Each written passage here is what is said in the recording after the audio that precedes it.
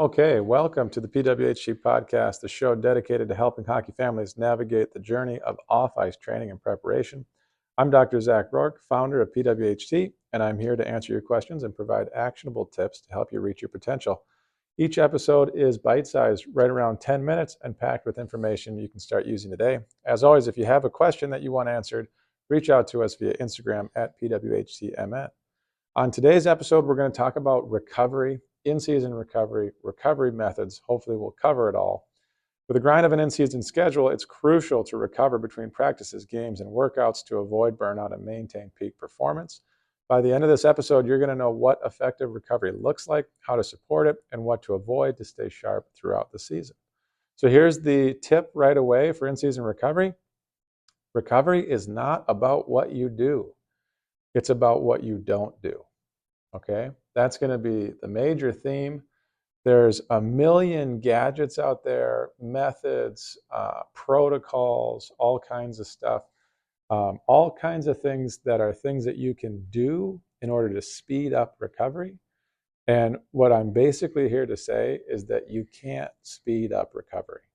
Okay, not significantly, not in a meaningful way. And the thought or the approach to recovery shouldn't be, how do I speed it up? What can I do? It should be more about, how do I make sure that I don't slow the recovery processes in my body down? Okay.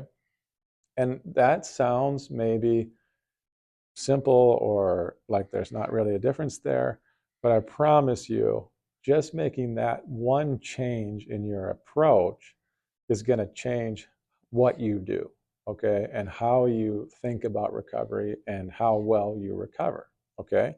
So, first of all, what is recovery? Recovery is just when your body goes through the natural processes that it needs to go through to clean up metabolic waste, to repair tissues with protein synthesis. There's all kinds of things happening at the cellular level, which all those little things happening at the cellular level, they aggregate and then they lead to, full body recovery, that kind of thing. All your systems, when it comes to tissues, when it comes to your nervous system, when it comes to your energy stores, all that kind of stuff, right? So all of that is natural, and your body is great at doing it. Now, some people have faster rates of recovery than others. This is just true, and there's really nothing we can do about it. That's one of the things that separates like the really great athletes from the rest of us, right? But right now, in the recovery sort of space, the idea is, let's use cryotherapy, let's use sauna or thermotherapy, let's use red light therapy, this, that, and the other thing, okay? And I've read the lit on pretty much all of that. And here are the takeaways. One, it doesn't really do too much harm.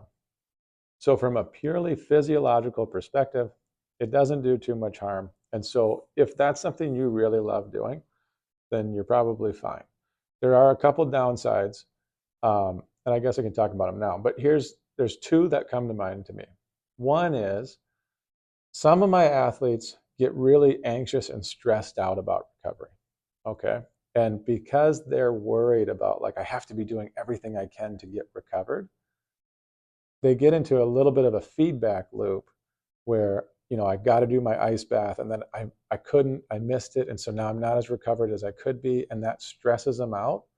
And what we're going to learn is that stress and anxiety is actually one of the things that will slow down your recovery the most.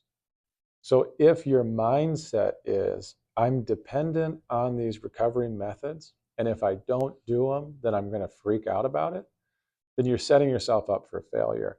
And instead of being dependent on the methods and then freaking out about it, it would be a better idea to change your mindset and understand that I'm not dependent on these methods. My body is going to recover naturally, and that's the fastest way to do it, right? So can you do all those things and from a physical or a physiological perspective be okay? Yeah. But there's this like mental aspect of it that can be a problem. The second thing is, all of these therapies are actually stresses on the body. If you go sit in the sauna, if you go sit in a cold plunge, if you go do red light therapy, the point of these therapies is to stress tissues in different ways.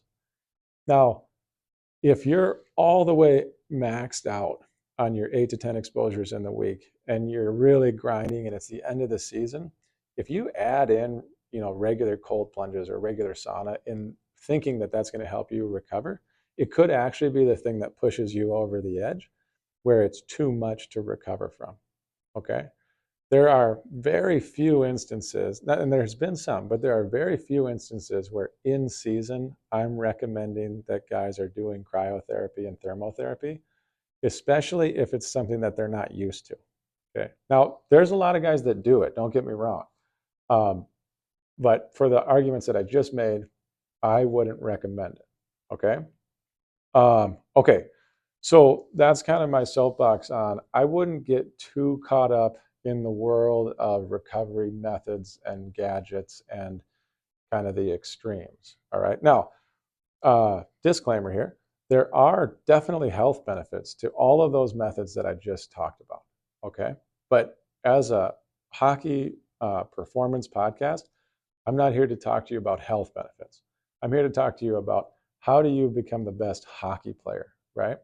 So yes, if you listen to Huberman, if you listen to those types of podcasts, they'll talk to you about the health benefits, and that's great. And I personally sauna and cold tub pretty much every day, but it has nothing to do with recovery, and I am not a good hockey player. So we have different goals. Okay, so what should you be focused on? And what you should be focused on are just the basics: nutrition, hydration, and sleep. For most of our competitive hockey athletes, when it comes to nutrition, you need to make sure you're eating enough, right? Some of my hockey athletes get really obsessive about, eating super clean and all lean proteins and vegetables and fruits and stuff, and that's great, and you should be doing that. But if you eat super clean, you're probably not going to be able to eat enough calories, especially if you're a high school hockey player. Okay. So you need enough calories to support the activity that you're doing. And do not be scared of carbohydrates. You're going to need carbohydrates to fuel your performance. Okay. If you want more on nutrition, which to me, I like to just kind of keep it simple: eat enough calories, don't be scared of carbohydrates, don't be scared of eating things that aren't perfectly clean. That usually works for most of our population. But if you want more, um, hit me up on Instagram or email, and I can set you up with a great nutritionist. The second part is hydration. Stay hydrated, drink enough water. It shouldn't be more complicated than that. You don't need to follow a rule of drinking a gallon every day or anything like that. The thing is, just drink when you're thirsty. Make sure that your pee isn't super yellow. Okay? If you're peeing clear and you're drinking when you're thirsty, then you're good. What I've found is recently people have kind of swung to the extreme where they're like drinking water every 10 minutes and going to the bathroom every 10 minutes. And you don't need that much. Where all that came from in the sports world is if you become dehydrated during a game, if you become 2% dehydrated, your performance will significantly decline. Now, that doesn't mean that you need to drink 10 gallons of water throughout the game. It just means that you need to pay attention to your body's natural systems of telling you that you're thirsty, and when you're thirsty, drink water. Okay, or you can drink Gatorade or Powerade or whatever you want, but just stay hydrated. And then the last thing is sleep. Make sure that you're sleeping, anywhere from 7 to 10 hours of sleep, depending on your age, and you can look up some tables on that. But if you're in the 8 to 9 range at pretty much any age, well, not any age, but from like 13 and above, then you're probably taking care of your sleep. If you're not able to sleep well, that is indicative of overtraining itself. That is indicative of all kinds of problems. Okay. So that's a really big box to check. And then the last piece is you need to be able to check out mentally. Okay. And I kind of touched on this in the beginning when I said sometimes recovery methods like saunas and cold tubs and any kind of therapies can actually become like a mental crutch where the athlete starts to be really dependent on it. And then if they ever miss out on it for whatever reason, then they just crumble, right? Or, I have to wake up extra early so that I can get all this stuff in so that I'm really recovering. When what you're doing is you're actually inhibiting your ability to recover because you're not sleeping as much as you need to, right? So the the ability to reduce that anxiety and reduce maybe the mental stress load is really important. And I almost think that in our world of sport development and sport performance, we get so detailed with our athletes sometimes that it creates more stress than it's worth. And I think that that's kind of my major thesis when it comes to recovery methods is if you're stressing out about recovery, then you're doing it wrong, right? Because if you're stressing out about your recovery methods, then they're actually working against you. And it would be way better to just ignore the idea of doing something to recover and just accept the idea that if you do nothing, that is how you'll recover best. Okay. So the common pitfalls to avoid are under eating, not drinking enough water or liquids, and then not sleeping enough. And if you cover those three, you are good to go. Okay. You don't need anything else besides that. Last thing to talk about is tissue work.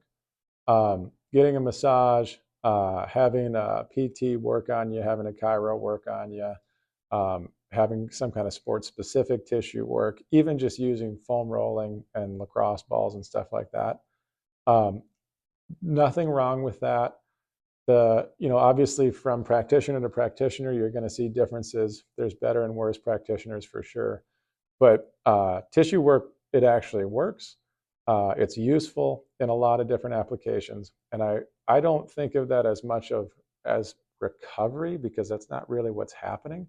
I think of it more as prep, right? So what we're trying to do is we're trying to prep specific tissues so that they're ready for your workout or ready for your practice or ready for your skate. I put that in a different bucket. Again, there's nothing that you're going to do that's going to significantly speed up your recovery. All that you can do is impede your recovery by not eating enough, not sleeping enough, and being dehydrated. Okay? So support your natural processes as best you can. Focus on the basics. Avoid stressing out or adding too much stress. Obviously, there's also lifestyle choices. If you're overtraining, if you're drinking, if you're using drugs, that kind of thing, that's going to really significantly impede your ability to recover. I kind of forgot about that. I guess I thought it kind of went without saying, but I guess I'll mention it anyway. And then the last piece, and I think this is the most critical, is you got to change your mindset from recovery is about something that I actively do to recovery is about not getting in the way of the natural processes that are going to occur. Okay. Um, so that's what I have for you on recovery. If you have any questions, obviously hit us up.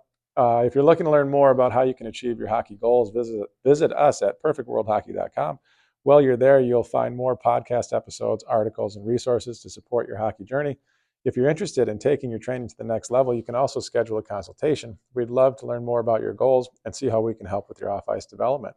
Follow us on Instagram or YouTube at PWHTMN to join the conversation and connect with the PWHT family. Thanks for listening, and I'll see you next time on the PWHT podcast.